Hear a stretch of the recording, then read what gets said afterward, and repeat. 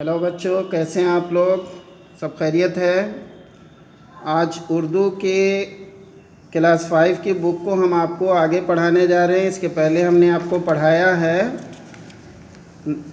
حمد پڑھا ہے آپ نے۔ اب دوسرا چیپٹر پڑھیں۔ لکھا ہے خانہ کعبہ اور حضرت محمد صلی اللہ علیہ وسلم۔ اس میں کچھ اوپر میں الفاظ دیے گئے ہیں، اس کو پہلے آپ پڑھ لیں۔ لکھا ہوا ہے عرصہ، حج، طواف، عمارت اور حجر اسود۔ اس کے بعد آپ لوگ یہ دیکھیں، ریڈنگ دیں آپ، اس لیے کہ آپ کو گھر میں بار بار کسی چیز کو پڑھنے سے آپ کا حافظہ مضبوط ہوگا اور آپ کے سوال جواب کرنے کا طریقہ بھی آسان ہو جائے گا۔ آپ سیکھ سکیں گے بہت ساری چیزیں اور لکھیں گے، اس سے آپ کی رائٹنگ آپ بہت اچھا خوش خط لکھنے لگیں گے۔ تو لکھنا اور پڑھنا یہ دونوں کام آپ جاری رکھیں۔ تو چلیے پڑھیے۔ مکہ عرب ملک کا بہت پرانا شہر ہے۔ ہمارے پیارے نبی حضرت محمد صلی اللہ علیہ وسلم 1400 سال سے بھی زیادہ عرصہ پہلے مکہ شہر میں پیدا ہوئے تھے۔ مکہ شریف میں کعبہ بھی ہے۔ کعبے کو بیت اللہ یعنی اللہ کا گھر بھی کہا جاتا ہے۔ ہزاروں سال پہلے کعبہ حضرت ابراہیم علیہ السلام نے تعمیر کیا تھا۔ ساری دنیا کے لوگ کعبے کی طرف منہ کر کے نماز پڑھتے ہیں۔ دنیا بھر سے لاکھوں مسلمان ہر سال حج کرنے کے لیے مکہ پہنچتے ہیں۔ پرانے زمانے میں کعبہ شریف کی عمارت بہت گہری زمین پر بنی تھی۔ جب بارش ہوتی تو پانی یہاں آ کر جمع ہو جاتا تھا۔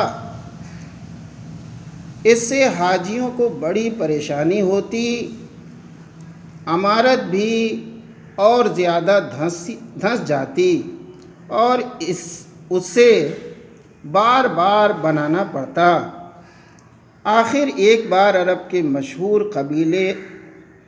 قبیلہ قریش کے لوگوں میں مشورہ ہوا کہ کعبے کی عمارت دوبارہ اچھے ڈھنگ سے بنائی جائے۔ اس بات پر سب راضی ہو گئے۔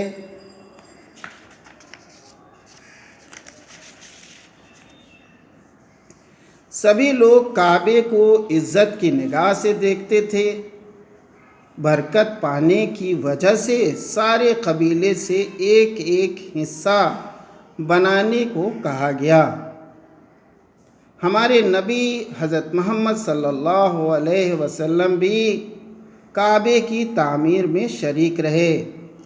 آپ صلی اللہ علیہ وآلہ وسلم نے کعبے کی تعمیر میں بڑی محنت کی، یہاں تک کہ آپ کے کندھے زخمی ہو گئے تھے۔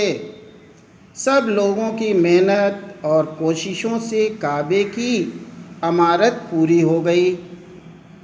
کعبے میں سیاہ رنگ کا ایک پتھر ہے جس کو حجر اسود کہتے ہیں۔ یہ پتھر آج بھی کعبے کے ایک کونے میں رکھا ہوا ہے۔ بہرحال کعبے میں رکھا ہوا ہے یہ پتھر۔ اس کو حضرت ابراہیم نے کعبے کی عمارت میں لگایا تھا۔ آج بھی حاجی لوگ اسے بڑے احترام سے بوسہ لیتے ہیں یعنی چومتے ہیں۔ جب حجر اسود کو کعبے کی دیوار میں لگانے کا وقت آیا تو لوگوں میں جھگڑا شروع ہو گیا۔ سب یہی چاہتے تھے کہ پتھر ہم لگائیں تاکہ اس کی برکت ہمیں ملے۔ جھگڑا اس قدر بڑھ گیا کہ 4 دن تک عمارت کی تعمیر رکی رہی۔ آخر یہ طے ہوا کہ کل صبح جو شخص سب سے پہلے اللہ کے گھر میں داخل ہوگا اس کی رائے پر عمل کیا جائے گا۔ اللہ کا فضل و کرم دیکھیے کہ دوسرے دن صبح کو سب سے پہلے کعبہ شریف میں داخل ہونے والے حضرت محمد صلی اللہ علیہ وآلہ وسلم تھے۔ سبھی لوگ آپ کو دیکھ کر خوش ہو گئے، سب ایک ساتھ خوشی سے پکار اٹھے، مرحبا مرحبا، ہم سب آپ کے فیصلے پر راضی ہیں۔ لوگوں نے حضرت محمد صلی اللہ علیہ وسلم سے سارا ماجرا بیان کیا اور اس جھگڑے کا فیصلہ کرنے کی درخواست بھی کی۔ سرکار دو عالم نے ان لوگوں سے ایک چادر لانے کے لیے کہا۔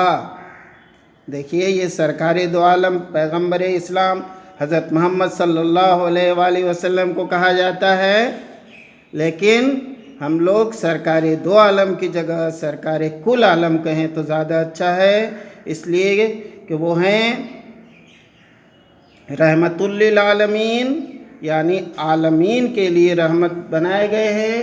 تو دنیا جتنا بھی عالم ہیں، عالمین ہیں، جتنی بھی کائنات ہیں، صرف دو نہیں ہیں عالم، بلکہ تاریخوں میں 18,000 عالم بھی بتائے گئے ہیں۔ تو سب کے سرکار کل عالم کہا جا سکتا ہے۔ بہرحال جو لکھا ہے پڑھتے ہیں۔ سرکار دو عالم صلی اللہ علیہ وآلہ وسلم نے ان لوگوں سے ایک چادر لانے کے لیے کہا۔ جب چادر آئی تو آپ صلی اللہ علیہ وآلہ وسلم نے اس چادر کو زمین پر بچھا دیا، حجر اسود کو چادر کے بیچ میں رکھا اور سب قبیلوں کے لوگوں سے کہا کہ وہ چادر کے کونوں کو پکڑ لیں اور اسے اوپر اٹھائیں۔ سب نے مل کر چادر اٹھائی اور پتھر اس جگہ لے آئے جہاں اسے رکھنا تھا۔ سرکار نے تب اپنے مقدس ہاتھوں سے پتھر اٹھا کر دیوار میں لگایا۔ اس طرح بہت بڑی لڑائی ٹل گئی اور سبھی لوگ خوش ہو گئے۔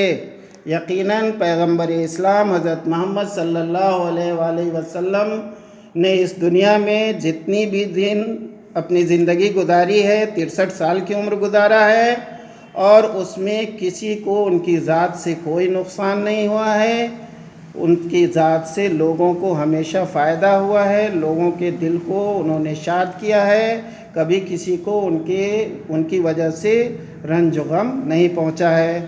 پیارے بچوں، پھر ملیں گے اگلے ویڈیو میں۔ جے ہند۔